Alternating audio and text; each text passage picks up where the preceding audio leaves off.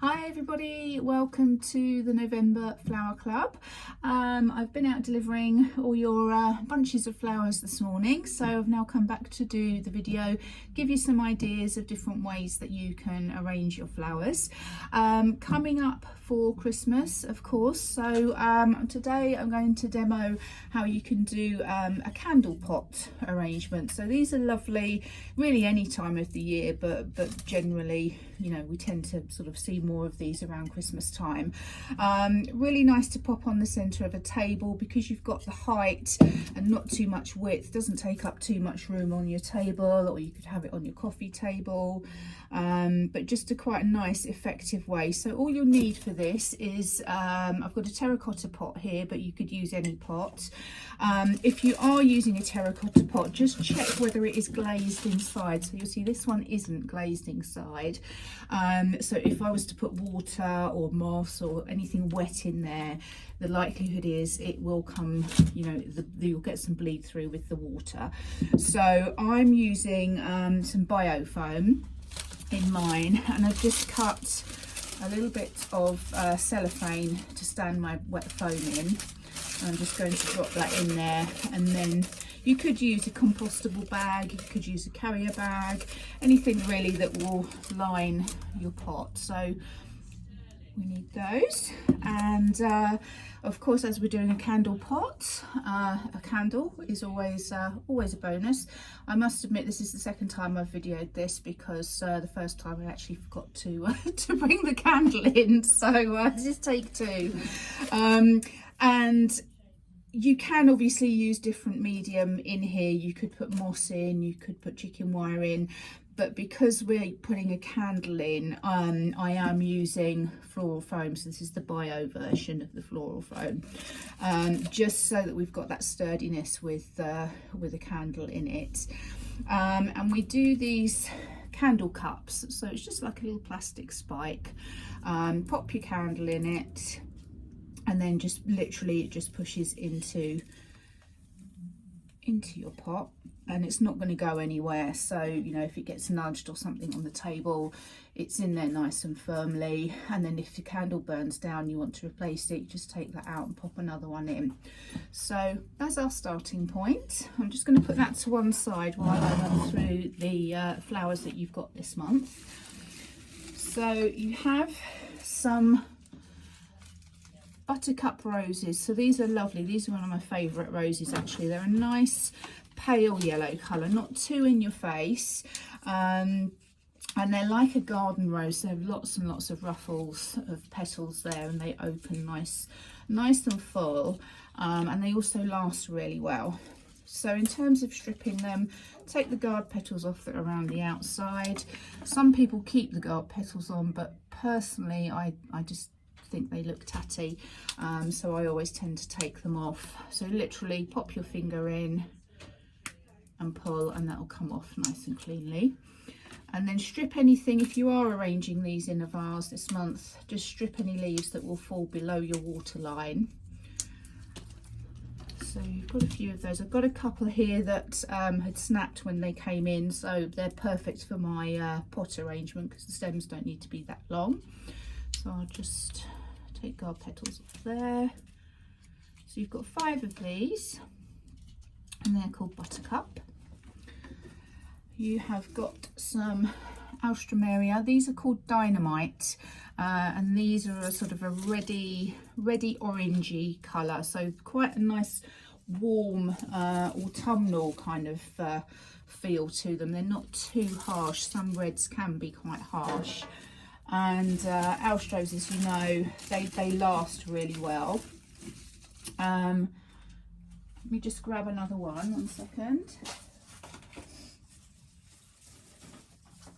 You've got 3 of those in your bunches, and with Alstroes, really easy to strip. There's no sharp pieces on the stem, so just run your finger down to take those leaves off. And I sometimes take a few of the ones off just around this bottom bit, because the flower lasts really well, but the leaves will start to go over first and can look a little bit untidy.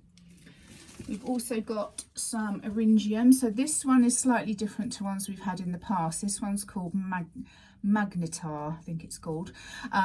So it's fuller, it's more spiky than the usual one that we see, but again, a really nice colour, blue. There aren't many blue flowers around unless they're dyed, and they do look obviously dyed quite a lot. So if you're looking for a blue in an arrangement, Eryngium is always a good bet. Lasts really well, and they can dry as well, so you could put them in Christmas wreaths, things like that.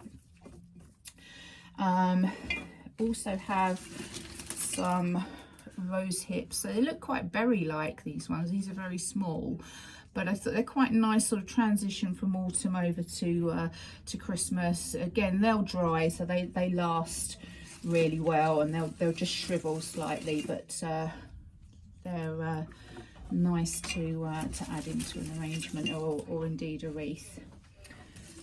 Pussy willow. So we have some lovely pussy willow here. You'll see this everywhere sort of over the next few weeks. It really starts coming in to the florists and the shops very soon. Look lovely with really on their own, or with some lights, or with some amaryllis. And our foliage this month, we're using hard ruscus, so the lovely glossy green leaves of the hard ruscus. So if we pop it all together, just to show you, you've got a real kind of nice mix there, if I say so myself. So to start the candle pot, we've done our prep, we've done our mechanics, which is what's going to hold the flowers. And as always, I start with my base, my structure. Sorry, drop that one. And I always start with my base, which tends to be foliage, and then we add the flowers in from there. So because I'm doing a candle pot, you don't need your stems to be particularly long. So out of one stem there, I've got 3 pieces. So I'm just going to take them around the outside here. Nice 45-degree cut. And it just helps the stems take up the water more easily. I mean, with ruscus it goes on forever, so it's not really, you know, not really critical that you do these at a 45-degree angle, but it's just good practice really to do so. So I'm literally just working my way around the outside here just to form a base, coming relatively low, because obviously if we've got it all up here, when we light the candle, things are going to dry out very quickly. So just a nice low base of foliage. If you've got ivy and things like that, you could trail some ivy over the edge, just to add a bit of extra interest as well. But for today's demo, I'm just going to stick with ruscus. So I've got a couple of bits still left, but I'm going to leave that as it is. We don't want to kind of fill it out so much that we then can't fit our flowers in. So now I'm going to come in with the buttercup roses. So nice sharp cut, 45-degree cut, and I'm going to kind of angle it slightly as I put it in, so it's kind of at a bit of a diagonal. If you put it straight in, it's just facing up, and then you're not really going to get to enjoy it unless you are looking directly above it. So put it in at a slight angle, because generally you're going to be sitting down, you know, if you are looking at this. So I'm going to come round in a triangle of 3, and then I'll show you how they're positioned. So I've just evenly gone round the 3 of them. Now I've got a couple of extra rose stems, but I'm going to leave mine out of this one just until I've got some more going on in here. So I'm now going to go in with the Alstros. Again, nice sharp cut, and I'm going to come in between the roses. Now these Alstros obviously are in bud, so when they open they will be quite full, and they will fill that gap nicely between the roses. So I'm going to sit them quite low, and again strip anything that's going to come below the water line. That helps stop the the build-up of bacteria. This one can go down slightly further. Cut it a little bit shorter. There we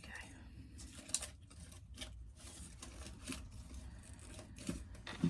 So you're starting to sort of build up more colour, more going on in there.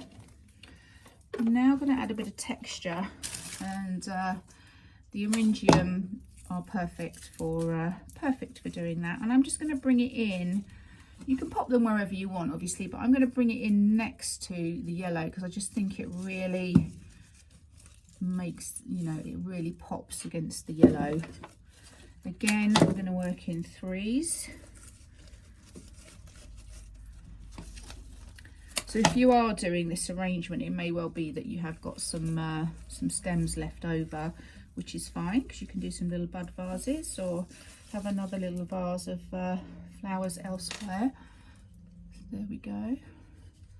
So you see with that blue, it really kind of makes everything else pop. And now coming in with the rose hips, I'm going to cut that here so you can get two pieces really out of the one stem. And I am going to bring this slightly taller. I'm going to bring it in front of the Eryngium, again going in at a diagonal so that they sit nicely. And again, just working round in that three, and I'm going to bring them close to the edge of the pot just so it kind of spills over a little bit and it just softens that edge of the pot. There we go. So my third piece here. So when you are doing a candle arrangement or a pot arrangement, you can actually get quite a lot of value out of the flowers that you buy. You know, things like Lisianthus, things that are multi on the one stem, you've got sort of multiple branches or pieces that you can use. So Eryngium is great because, you know, on one stem generally you get at least four thistles on there. So you see, I'm just kind of taking that slightly over to the side. And then I'm going to I am going to use the other two roses actually, but I'm going to vary where I put them slightly. It just draws the eye through. So same as when we're doing a bouquet, really. You want the eye to be drawn through. So if I show you sort of as an example on this one, I've put one here closer to the candle, one here further out. And you can obviously tweak your arrangement as you go. Things don't have to, you know, once they're in, they're not there forever. You know, you can move things around, reposition things, you know, stand back, have a look and see, you know, put it on the table that you're going to be, you know, putting it on, for example. See how it looks. Does it feel too cluttered? Is there a gap? You know, do you need to fill out somewhere? So I'm just having a little bit of a reshuffle here, so bear with me. And this is quite okay. So what I'm doing here is I'm just adjusting kind of the positioning, so some are nearer to the candle, some are nearer to the outside, and you get sort of a broader feel. But you can see sort of quite quickly that's building up, it's filling out, and really starting to take shape. So next I'm going to come in with a bit more berry, or rose hips even. See, I'm even calling them berries and they're rose hips. Right, here we go. So it doesn't need too much more adding to it, I don't think, because, you know, you can overdo it, and obviously the Alstros are going to come out, so they need that space to kind of open as well. So I'm not actually going to add too much more into this. I might pop a couple of Pussy Willow in. Again, you can cut this down.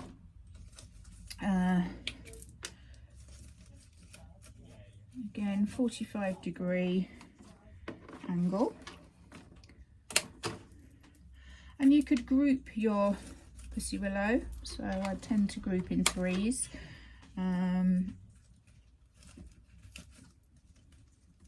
So you've got a sort of, a little grouping there, or you could go, spread them around in the triangle shape. So lots of options. But if you can, with your threes, vary the heights, because they do add a bit more interest and makes them look less flat, if you like, if you've got an arrangement with lots of heights and lots of textures and things going on in there. So I'm actually going to put some Pussy Willow down here as well. I'm winging this little bit. I'll turn it around in 1 second and show you what I've done. So I've got some height here, and I've got some lower Pussy Willow there. And I think I'll put a couple more bits around the outside. So you can really, have a play, say step back, have a look, see what you think. That's the joy of kind of using something like a chicken wire or floral foam, that you can kind of reposition things very easily. And if you want sort of all-round view, so if you are using it as a table centerpiece, for example, make sure there's something interesting all the way round for people to, have a look at, rather than all kind of on one side. So I think I'm going to leave this as it is now, because I think sometimes you can just get a bit carried away and go a bit mad with it, and it just looks a little bit cluttered. So what I'm doing here is I'm just pulling out some of the ruscus leaf, again just so that it comes over the edge of the pot, just softening that lip a bit, and just makes it look a little bit more natural. I'm going to add a bit more in over here. So where I repositioned my roses, I had a bit of a gap here, so I've popped a bit more ruscus in there. And say there you have your candle arrangement. So I hope that was helpful. I'll put, for those of you that are in the Flower Club, I'll pop some pictures of this onto the group so that you can see how that's been made. And you could use we've got a smaller terracotta pot here as well, so you don't have to kind of have that level of height unless you want to. Okay, so thank you very much for watching, and I will catch you all soon. Enjoy the rest of your day. Bye now.